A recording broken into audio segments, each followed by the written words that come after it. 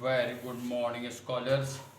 चलिए, वही आपकी इनकम टैक्स और ये जो आप टेबल देख रहे हैं एनालिटिकल टेबल या कैलकुलेशंस हम करने वाले हैं न्यूमेरिकल्स के लिए।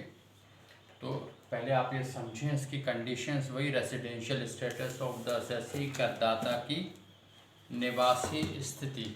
ठीक है, प्रीवियस क्लास में हमने डिस्कस किया था कि किस तरह से कोई असेसी, कोई करदाता, कोई टैक्स पेयर फाइनेंशियल ईयर में ऑर्डनरी रेसिडेंट या ऑर्डनरी रेसिडेंट भी कह सकते हैं उसको, साधारण निवासी, ये OR कर लीजिए, ऑर्डनरी रेसिडेंट, या फिर नॉट ऑर्डनरी रेसिडेंट असाधारण निवासी, या नॉन रेसिडेंट यानी अनिवासी हो सकता है।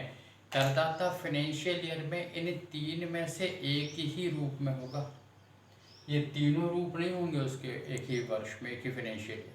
ठीक है, तो आपको क्वेश्चन आता कि यदि करदाता ऑर्डनरी रेसिडेंट है या फिर नॉट ऑर्डनरी है या फिर नॉन रेसिडेंट है, तो उसके लिए टैक्सेबल इनकम कौन सी इनकम टैक्सेबल होंगी, ये मीनिंग है। कभी क्वेश्चन इस तरह से भी आता है कि यदि वह साधारण निवासी, यदि वह अनिवासी है, यदि वह असाधारण निवासी है, तो फिर यहाँ पे एक कॉलम बनेगा।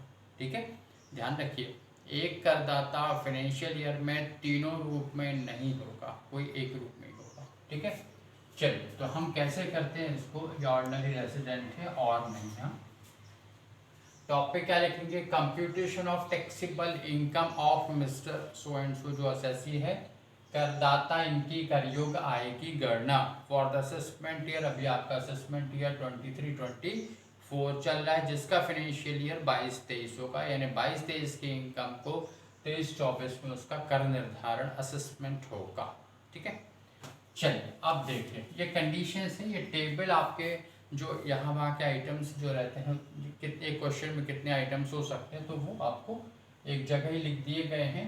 और फिर उसके बाद में आपको ध्यान रखना है कि किस पे टैक्सेबल किस पे नहीं। बहुत ही आसान है, ध्यान बस रखिए, इसको अच्छी तरह से पढ़ लीजिए और 2-4 बार कॉपी पे लिख कर देख लीजिए।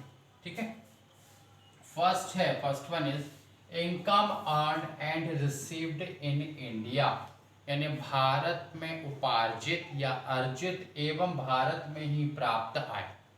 ठीक है, ऐसे इनकम जो भारत में अर्जित की गई और भारत में प्राप्त की गई है, तो वो किसके लिए, तो ये जो राइट मार्क हम लगा रहे हैं, राइट मार्क का मतलब है कि वो टैक्सेबल है। हाँ?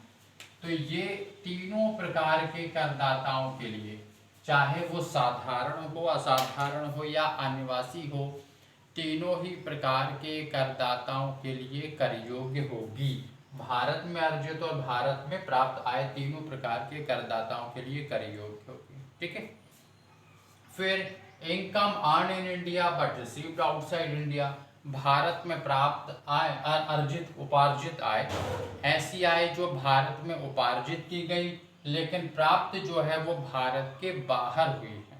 ठीक है, तो ऐसी आय भी तीनों प्रकार के करदाताओं के लिए कर योग्य होगी। ये राइट मार्क बता रहा है कि ये टैक्सेबल है। ठीक है, फिर इनकम अर्न आउटसाइड, भारत के बाहर उपार्जित की गई, यानी कार्य जो है भारत के बाहर किया गया। अर्न का मतलब कि आपने सेवाएं भारत के बाहर दी हैं, या सेवाएं देना यानी जिससे आपको इनकम मिलेगी। ठीक है, ये अर्न का मीनिंग आपको समझते हैं कॉमर्स स्टूडेंट। ठीक है, तो income earn outside but received in India, Bharat के बाहर उपार्जित लेकिन भारत में प्राप्त है, तो ये भी तीनों प्रकार के एसएससी के लिए टैक्सेबल होगी। क्लियर ये, चलिए फिर income earn and received outside India, Bharat के बाहर उपार्जित और भारत के बाहर ही प्राप्त, भारत के बाहर उपार्जित है और भारत के बाहर ही प्राप्त इनकम है, तो ये सिर्फ और सिर्फ ऑर्डिनरी रेसिडेंट पर टैक्सेबल होगी, नॉट ऑर्डिनरी और नॉन रेसिडेंट पर नहीं होगी। ठीक है, ध्यान रखिए इसको। फिर income earn and received outside India, लेकिन कंडीशन इसमें देखिए है वही फोर्थ आइटम ये, लेकिन इसमें कंडीशंस है business is controlled from India, जो व्यवसाय है उसका नियंत्रण भारत से होता है ना, भारत का मतलब भारत के किसी शहर से होता है।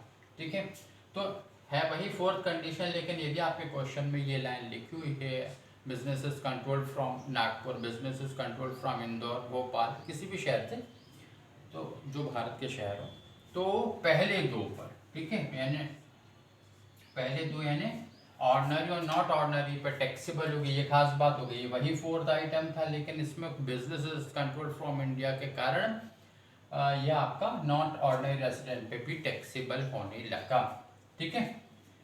The last one is past untaxed foreign income brought in India in the financial year, यानी कि पूर्व की बिना कर लगी हुई विदेशी आय जो भारत में लाई गई, तो ये किसी के लिए भी टैक्सेबल नहीं है, ये आय नहीं बल्कि एक प्रकार की बचत है।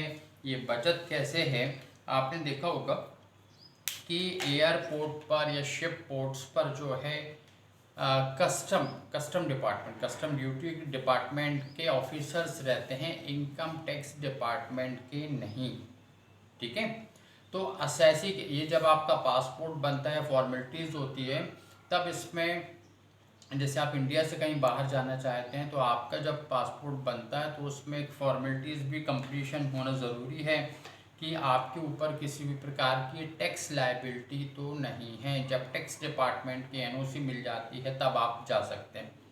तो यहाँ पर क्या हुआ, जो असेसी साहब थे वो विदेश से इन्होंने एनओसी मिली जिस तरह से भी, लेकिन बिना वहाँ पर विदेश में बिना टैक्स दिए ये इंडिया उस पैसे को ले आए, तो ये इंडियन इनकम टैक्स डिपार्टमेंट ये नहीं कहेगा कि चल अंदर चलो दो टैक्स अभी, ये बिल्कुल ऐसा नहीं होगा। वहाँ एयरपोर्ट पे इनकम टैक्स डिपार्टमेंट के लोग नहीं खड़े रहते, ठीक है।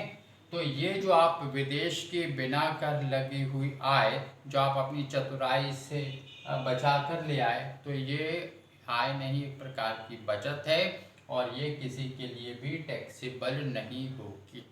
आ रहा समझ में, ठीक है।